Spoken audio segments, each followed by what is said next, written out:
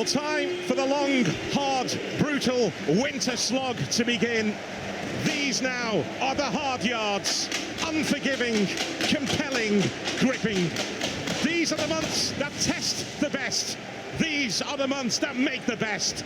And imagine being Coventry City right now, standing at the summit, looking down on the rest. This club, this city, these people are ready to become Premier League again.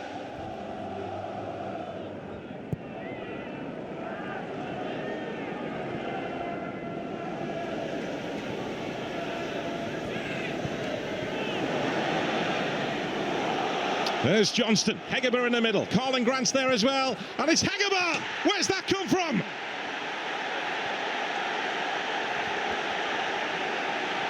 West Bromwich Albion have entered the home of the leaders, the home of the unstoppable, and Albion have got Coventry City rattled. Mikey Johnston playing on the right-hand side rather than the left. Why is that? Because he can be the supply line.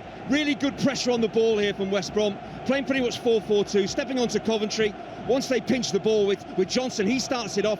There he is down the right-hand side. Then it's about the quality of his cross, the movement of the striker, and it all comes together. Everything about this, from an attacking point of view, is brilliant. The press, they get the ball back, they get Johnston in a great crossing position, and then he gets his head up, and it's considered. He doesn't flash it in, he just feels that ball in. It's a cross designed for the striker, for Hegerber to tuck away. It's exactly what Ryan Mason would have wanted from Johnston and Hegerber.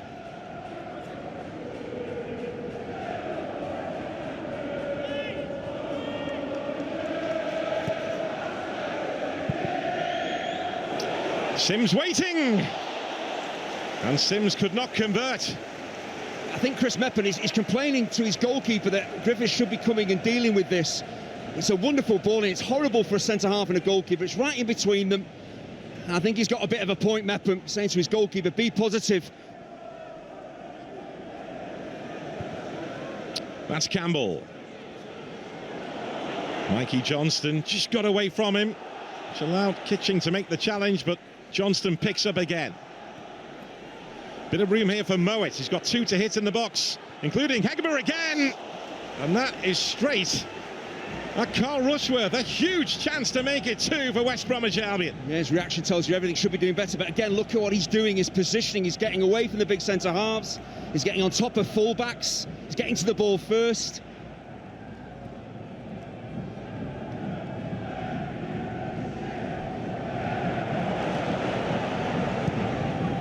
Van Avijk with that ball in. Here's Ellis Sims.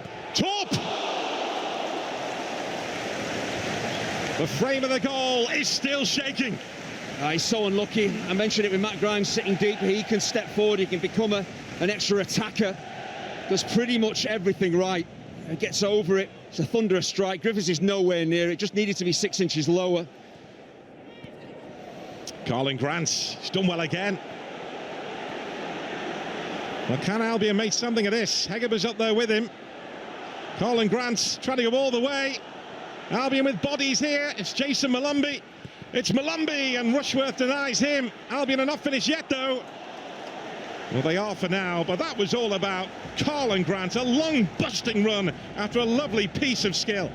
I mentioned about the counter-attack, how effective it could prove for West Brom. Carling Grant makes it happen, but when he's breaking forward, there's 5 West Brom players looking to get into the penalty area. So not standing and watching him, expecting him to do all the work himself. Look at the black shirts breaking forward.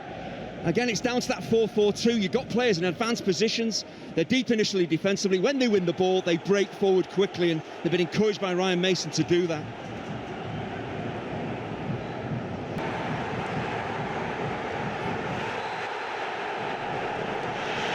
And it's getting fiery out there. Well, Malumbi's not happy because he feels Coventry should put the ball out and stop the game. I think if there's a possibility of a head injury, the referee has to step in and stop it, but it's maybe just gets caught on the leg there, so it's not a life-threatening injury, so the referee is within his rights to let the game flow. Then it's down to whether Coventry stop the game. Mowat tries to do that by taking Sakamoto out. That doesn't work. Coventry still have the ball. In comes Jason Malumbi. We don't have that. I'm just going to give a free kick away. OK, it's in a dangerous area, but you want to stop the game to get Johnson some treatment. Ryan Mason making his point. As the referee shows the yellow cards. Jason Mullenby, one of the recipients.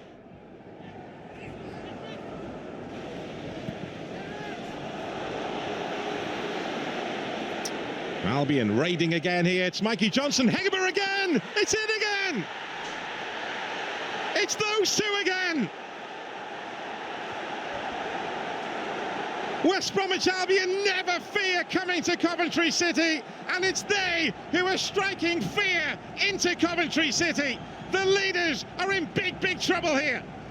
Well, Ryan Mason before the game said his team need to show personality, need to impose themselves on the game, be brave and produce quality, and their 2 goals have been all about that.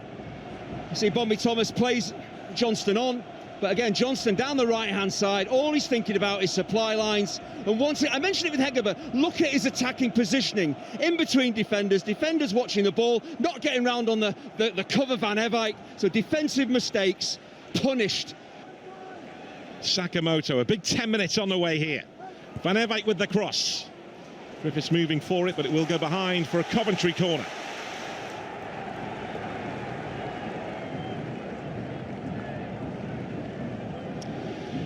Bobby Thomas makes his way towards the far post. It's arrowed towards that part of the box. Mason Clark trying to have a swing at it. Griffiths protecting his near post with a big block there. And West Bromwich Albion get the free kick. But Griffiths takes the congratulations of all of his teammates because he's made a big block there. Absolutely, Hegerber, the hero so far with 2 goals, but you know you're going to be put under pressure by Coventry. So defenders, full-back, centre-halves, goalkeepers just have to be ready.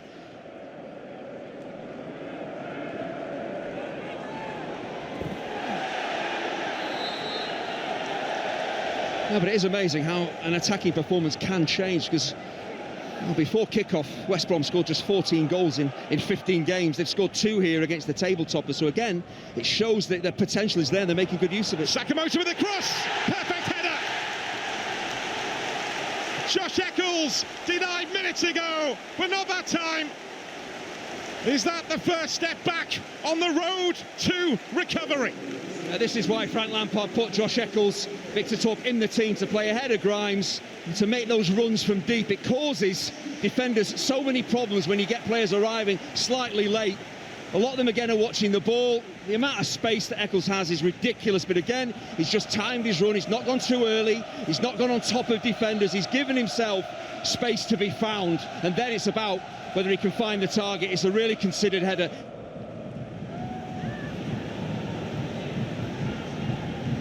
Rushworth took a risk, got away with it. He'll say it was calculated. He knew what he was doing. Foul by Mullenby, who does need to be careful. He's off. He was yellow carded in the first half. He's made that decision at the start of the second half, and he is sent off. How costly will that be for West Bromwich Albion? Well, you cannot blame the referee for this. It is his mistake. It's a misjudgment. I think he steps in and tries to win the ball. He gets rolled, and there's an attack going to break out here, so he's caught wrong side of his man. He does seem to grab hold of him. It is a pullback. It is a yellow card. Sakamoto looking to try and make room for the cross. Chips it up in the end. It's De Silva. Unable to find the target, but an admirable effort.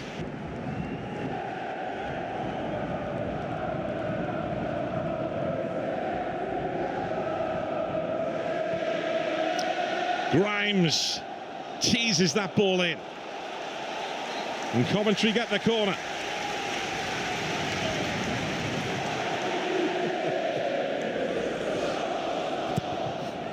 Fired in by Torp. And Griffiths had to take evasive action. He's bounced back to his feet now as the ball was coming back his way.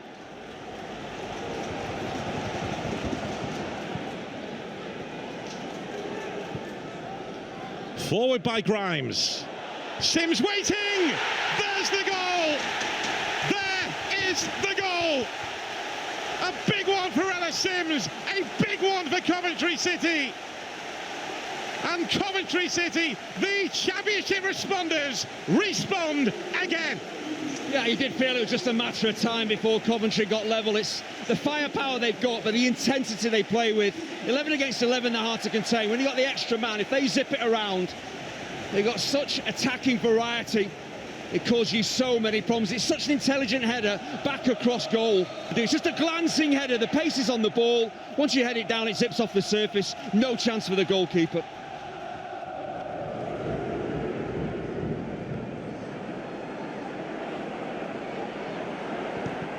Sakamoto forces another corner.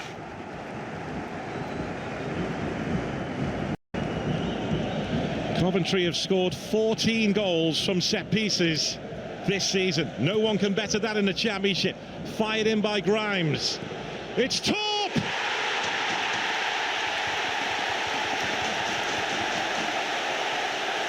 A torpedo may just have sunk West Bromwich Albion. This is what leaders do. This is what contenders do. It is relentless, wave after wave, open play, set plays, so many attacking threats. Just look at the concentration from Torp. Gets maybe a bit of good luck as well, but he just slows himself down. He makes sure he gets good contact. He drives it down into the ground. That's okay. In these conditions, the ball is going to zip off.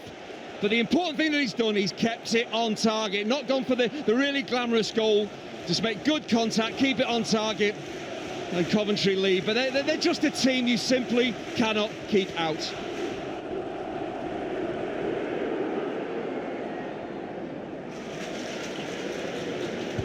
Now De Silva.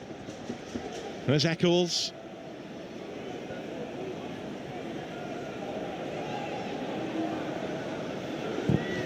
Mason Clark.